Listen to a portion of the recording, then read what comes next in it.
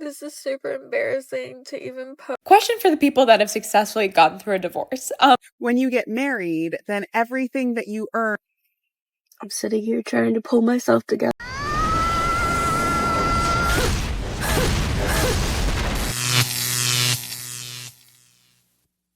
Welcome to The Wall. In today's video, we'll take a look at several regretful divorcees, from the one who walked away from a 7-year marriage with her beta provider who was raising Chad's kid, to the one claiming that men stop working just to avoid paying alimony. We want you to smash that like button. Let's make this new year the one we hit 200,000 subscribers. Don't forget to leave a comment. It helps wake more men up. And without further ado, let's get started. This is super embarrassing to even post something like this, but it's real. Can we normalize being sad even though, your divorce is necessary? Because no one gets married with the intention of getting a divorce, and, you marry that person, and then they turn out to be just not what you... at least not what you thought. Maybe that is how they were from the jump, but you didn't know. And then you have kids, and it makes it super hard. Which me and my husband did not have kids together, but we were part of each other's lives for 7 years. That's a long time. And I'm trying to watch my kid play ball right now, and I'm having a meltdown in my car, and it's so embarrassing. But can we normalize being sad even if your divorce is necessary? Because I can act like a bad bitch all day and that I'm better than that, and I know I deserve better and all of that, but I didn't want this. I just wanted you to be better. I'm going through all of the things right now. Anyways, I'll be back on my bad bitch energy tomorrow maybe, but today I'm having a moment, and this is real and raw and embarrassing, but we'll be fine. Me and Avery are gonna be good. It's gonna be fine. Love y'all, bye. Oh, boo-hoo! Let me play a sad song for you on the world's smallest violin. There's an interesting statistic.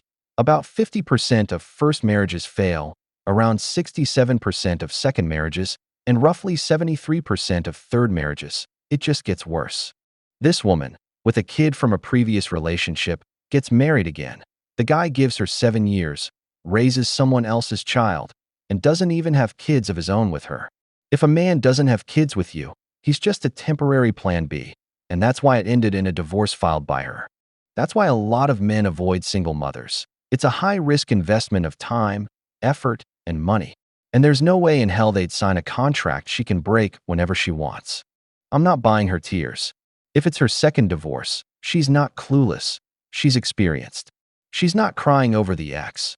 She's crying over her personal failure, the shame of breaking down in the car, and above all, the real fear. Who the hell is going to be the next beta provider I can fool into marrying me? With 2 divorces and hitting the wall, it's a tough sell. Because the wall doesn't forgive.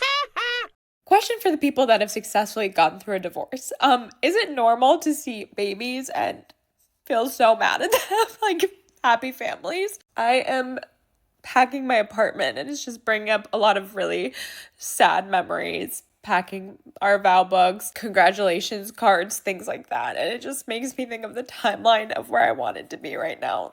Thinking I would be pregnant right now. There's a playground outside of my window in my apartment complex, and just seeing kids and seeing families is fucking killing me. Which is so weird because anytime I've wanted to get pregnant in the past, it hasn't happened. I've been I'm so happy for everyone that it's happening for. But right now, I can't even look on my For You page. If there's people talking about their fertility journeys or people who are pregnant, I literally can't even look. It's making me so upset. And yeah, it's weird to cry on the internet, but I don't know. I just feel I can't be the only one dealing with this. And I feel the different waves of emotion mourning this marriage have been happening every day, but today the family one really came out, and feeling really alone. And then hearing people complaining about all their kid stuff and how they don't get sleep because their baby's awake and stuff. I'm just I wish I was dealing with that. I don't know.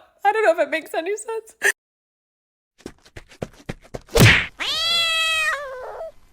That's probably why he left you. You didn't want to give that man a family. I just don't get people who cry over the very thing they went out looking for. If you wanted the divorce, if you were the one who left him, the one who broke your vows, the one who filed for divorce, why are you crying? You had everything you needed to be happy. The relationship was already there. But the modern woman is always looking over at the neighbor's yard instead of watering her own. That's why you feel this way, because the guilt is eating you up inside. The question of, if I had saved my relationship, I'd still have my family. I've made videos about this woman. Her reason for the divorce was something as shallow as she deserves to be happy. Well, here's your happiness. I just hope it's not too late for you now. When you get married, then everything that you earn during the marriage is community property. This means all of your time and energy that goes into your income makes it community, and your spouse has an equal right to it, even if they're not contributing. It doesn't matter whose name the assets are in, it is still community, and your spouse gets a right to it. It also doesn't matter whose name the debt is in. If it was acquired during the marriage, your spouse has a right to it. And then higher wage earning spouse is going to be paying lower wage earning spouse some kind of support, whether it's spousal or child or who knows what. But lower wage earning spouse, you are going to be expected to work and become self-supporting. Even if you don't have a job right now, the court is very likely to impute you at minimum wage. Also understand that your spouse that's been earning all of the money, they're probably not going to want it all to go to pay you spousal support. So it's really common, even if it shouldn't be allowed, that the higher wage earning spouse all of a sudden stops earning overtime, gets a lower paying job, all of a sudden goes to the doctor and gets on disability for that issue that they've been having in their back and can't work anymore. And guess what? As soon as that happens, the money that you were expecting for your support for children or for spousal, it's out the window. So just know, if you're getting divorced, your spouse is getting half and you shouldn't be counting on support. Cocaine's a hell of a drug. She's absolutely right about one thing. The community property system and alimony are a brutal trap. That's why I always say alimony should either be abolished or limited to a 1-year transitional period at most. Why the hell should an ex be responsible for supporting you for life if you're no longer his wife? Imagine a high-earning man. Making 6 figures, he gets hit with $1,500 in child support for 2 kids, plus another $1,000 to $1,500 in alimony. He's left with scraps, loses his house, sees his kids 2 days a week, hands over half his savings, and even part of his 401k. Motivation to keep working hard? Zero. He gets slapped with a lifelong financial shackle. If his income goes up, so do the payments. The predictable result? Screw it. He stops putting in extra effort, quits overtime, or switches to a lower-paying job. And here's the worst part. For her, that expected money disappears, including any extras for the kids. The man stops generating wealth that could have benefited the real family. But she doesn't see it. Out of revenge or greed, she ends up cutting off the very branch everyone's sitting on.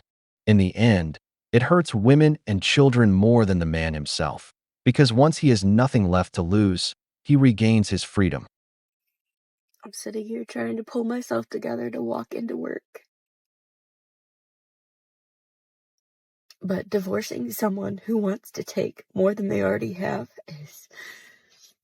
I can't even express the level of exhaustion that I have. But my kids deserve stability. And he's already created so much chaos and uncertainty for the future and financial insecurity. I'm working my ass off to keep the house from being taken away from my kids. My ass off. I have been working my ass off. And all he's been doing is threatening to take it away. And what was supposed to be an uncontested divorce, he has fought me tooth and nail throughout this entire time. From the original agreement that we had. Now he doesn't want to pay child support. And he's hiring a lawyer to take everything else that he thinks is his. because he is a selfish bastard who hasn't already taken enough, hasn't already gambled enough. But our kids deserve stability. They deserve their home. They don't deserve any more uncertainty and to be uprooted any more than they already have. So I'm going to continue to fight this bastard, even though I don't have anything left in me. And I am exhausted in a way that I can't even express. But I'm a mom first, and my kids deserve stability in the chaos that he created. So I'm going to fight him. No, God! No, God, please, no! No! No! No! If you care so much about your kids' stability, then leave them with their father, in the house he paid for with his hard work, and go get a job to support yourself. You paint him as some selfish monster, but you're after the exact same things: the house, half of everything, custody, and monthly payments. The only difference is your intentions are valid, while his are despicable. That's pure, blatant hypocrisy. A house costs $300,000 or more, years of sweat to pay for it. Why should a man lose it just because you want a divorce? Starting over at 40 or 50, older, worn down, with new debt and less money, while you walk away with the kids, the house, the savings, and alimony. And the worst part? A few months later, you bring a new guy in to enjoy what he built. No, brothers, the fair thing is to sell the house, split it clean, or put it in the kids' names. But letting her keep everything for the sake of stability while he gets buried, that's not justice. That's theft. Why do men get so salty about paying child support? Because they think their wives should get a job and support the kids themselves. Most marriages right now, you don't see where they're equal income. Most of the time, it's still where the man makes more money. The parent who has more money is still responsible for paying child support. Men hate it. Why am I the only one that has to support these kids? She should be making what I make. But they forget that if they were in their marriage spending more time at work, climbing that corporate ladder, where was she? The law is not forgiving. The law has no emotions. It's literally a calculation. So unfortunately, you make more money, you can still have joint custody, you're still going to be paying. I love that narrative, the one where a man supposedly climbs the corporate ladder thanks to a woman. I'd love to see that same story play out in relationships where both partners kept working the whole time, and yet the man still gets destroyed in the divorce just the same. Men don't have a problem paying. Every man and every father knows kids are expensive, and any good father doesn't hesitate to provide for his children. What bothers fathers is when you contribute less, and he still ends up with fewer rights than you. What frustrates fathers is being hit with excessive support payments that everyone knows aren't really for the child. What enrages fathers is when it's their turn to see their kid, and you hide the child, or send them off to grandma's, or make life hell just to block visitation. And when he takes that to a judge, nothing gets done. But if he misses a payment, straight to jail. And if it's the mother, nothing happens at all. That is what makes men furious. We've reached the end of the video, but before we go, the questions are for you. Why do women initiate most divorces, only to cry later over the family and stability they threw away? Is it fair for a man to pay high support even with shared custody, while she gets to unilaterally end the marriage? If you enjoyed the video, hit that like button, subscribe to the channel, and turn on notifications. Your support means a lot to us and keeps us motivated to keep creating more content. Stay tuned for the next video from the wall.